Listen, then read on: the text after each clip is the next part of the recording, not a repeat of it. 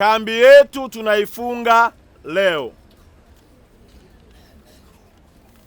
na leo jioni tutapata idadi kamili ya watu waliohudumiwa, lakini hesabu za nyuma zinatuambia zaidi ya watu takriban 22,000 wamepata huduma.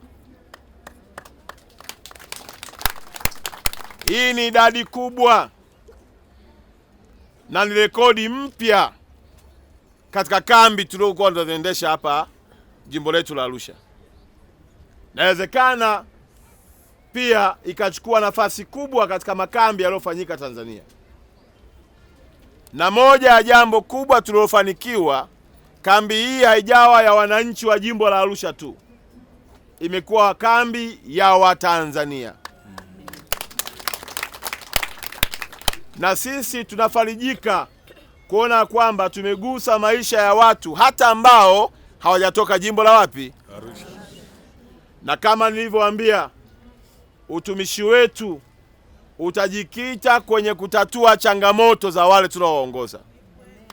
Utakuwa ni utumishi wa watu na wala sio utumishi wa vitu, ili mioyo yenu inapotuona viongozi wenu ipate faraja na matumaini mapya, ikiwa ni sehemu ya utumishi mliotutuma tuwatumikie.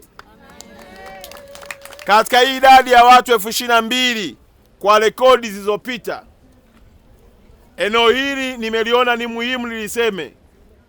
Wako watu walikuja kupima.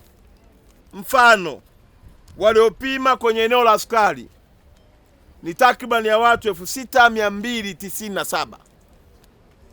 Watu 6,297 walipima nini?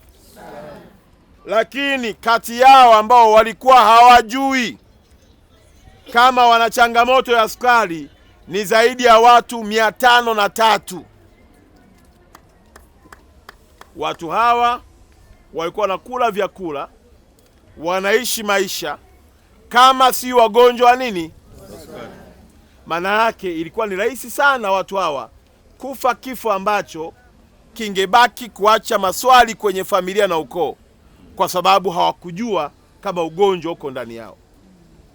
Na wengine walikuja kupima macho, walivyopita kwenye sukari wakaja kugundua macho yamekufa kwa sababu ya ugonjwa nini? Sukari.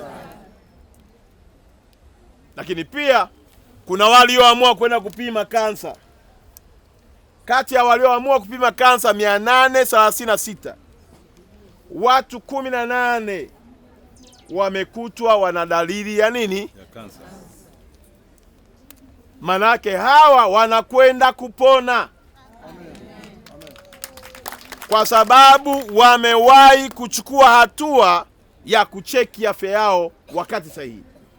Wangechelewa wangekuta kansa imefika stage ya 3 au ya 4. Hiyo kansa ilikuwa sio kufanya nini? Sio kutibu. Lakini kupitia kambi hii watu hawa 18 wanakwenda kuhudumiwa na watapona hiyo kansa. Amen. Amen. Nimeomba pia wanaangalia rekodi za moyo. Zaidi ya watu 1,500 waliopima, tuone wangapi kwa mara yao ya kwanza ndio wamegundulika wana shida nini? Haya yako mpaka kwenye figo. Haya yapo kwenye maeneo mbalimbali ya watu waliopima. Maana yake ni nini?